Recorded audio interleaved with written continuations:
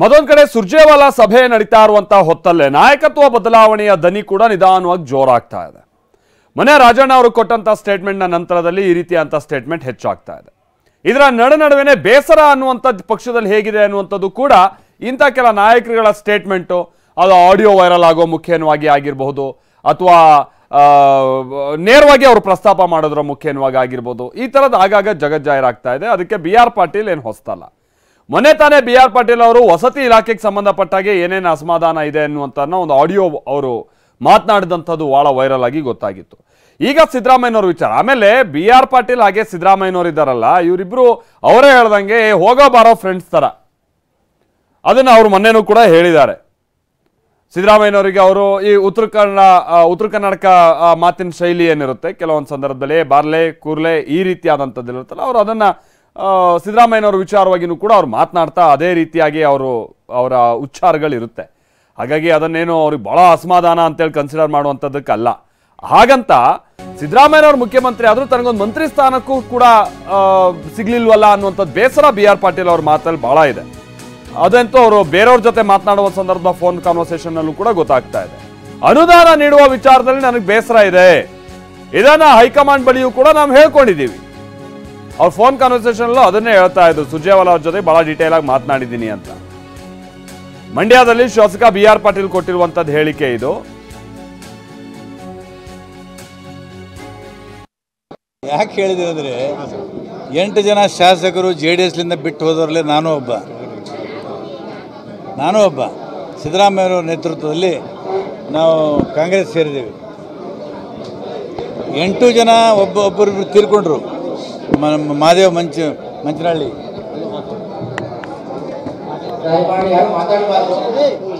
ಕೆಲವರೆಲ್ಲ ಮಂತ್ರಿ ಆಗಿದ್ದಾರೆ. Siddaramaiah lucky lottery ಹೊಡೆದ, ಅದಕ್ಕೆ ಹೇಳಿದ್ದೇನೆ ಮುಖ್ಯಮಂತ್ರಿ ಆದರು. ಸಾಕಷ್ಟು ಗೊಂದಲ ಇದೆ. ಹೈಕಮಾಂಡ್ ಕೂಡ ಸುರ್ಜೇವಾಲಾ ಅವರನ್ನು ಭೇಟಿಯಾಗಿ ಏನು ವಿಚಾರ ಹಂಚ್ಕೊಂಡು ಇಲ್ಲ, ಸುರ್ಜೇವಾಲಾ ರಾಜ್ಯಕ್ಕೆ ಬಂದದ್ದು ಏನೋ ಸ್ವಲ್ಪ ಅಪಸ್ವರ ಇದ್ದಿತ್ತು.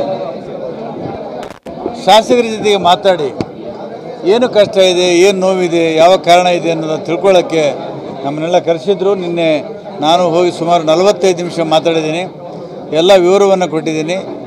ಮುಂದೆ ಅವರು ಭಾಳ ಗಂಭೀರವಾಗಿ ಪರಿಗಣಿಸಿದ್ದಾರೆ, ನೋಟ್ ಮಾಡ್ಕೊಂಡಿದ್ದಾರೆ.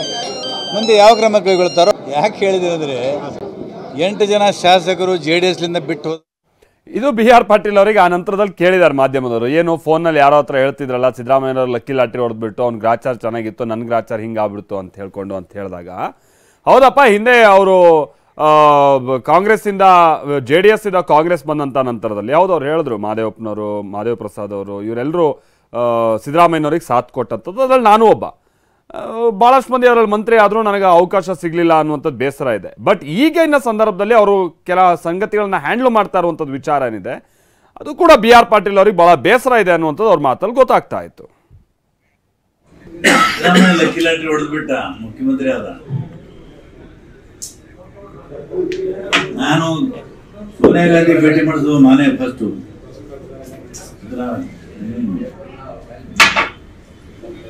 ಅವನ ಗ್ರಹಚಾರ ಚೆನ್ನಾಗಿತ್ತು, ಅವನು ಮಾಡ್ಬಿಟ್ಟ.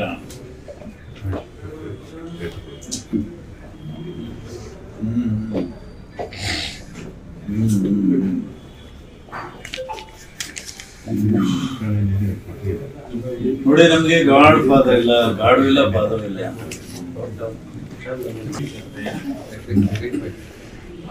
ಸುರ್ಜೇವಾಲಾ ನಾನು ಭೇಟಿ ಮಾಡಿದೆ, ಬಹಳ ಗಂಭೀರವಾಗಿ ಮಾತು ಕೇಳಿದ್ರು, ಎಲ್ಲ ನೋಟ್ ಮಾಡ್ಕೊಂಡು. ಆಮೇಲೆ ಮೋದಿಯವ್ರಿಗೆ ಹೇಳೋದಂದ್ರೆ ಗ್ರೇಟ್ಫುಲ್ ಟು ಇವತ್ತಲ್ಲ, ಅಲ್ಲ ಈ ವಿಷಯಗಳು ನಮ್ಗೆ ಗೊತ್ತೇ ಬರಲಿಲ್ಲ.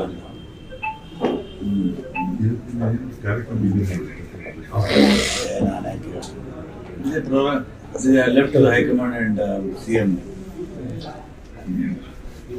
ಅನಾವಶ್ಯಕ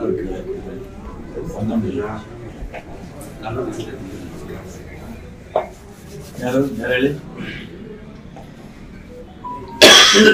ಹೈಕಮಾಂಡ್ ಅವರು ಡಿಸೈಡ್ ಮಾಡಿ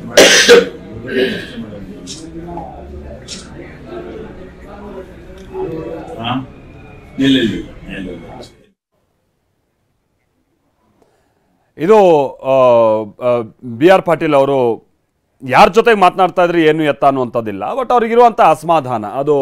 ಆಮೇಲೆ ಅವರು ಭಾಳ ಏಕವಚನದಲ್ಲಿ ಮಾಡಿಬಿಟ್ರು ಅಷ್ಟು ಅಸಮಾಧಾನ ಅನ್ನುವಂಥದ್ದೇನಲ್ಲ. ಯಾಕಂತಾದರೆ ಸಿದ್ದರಾಮಯ್ಯನವ್ರ ಜೊತೆಗೆ ನಾನು ಆಗಲೇ ಹೇಳಿದಾಗ ಹೋಗೋ ಬರೋ ರೀತಿಯಾದಂಥ ಗೆಳೆತನವನ್ನು ಹೊಂದಿದ್ದಾರೆ.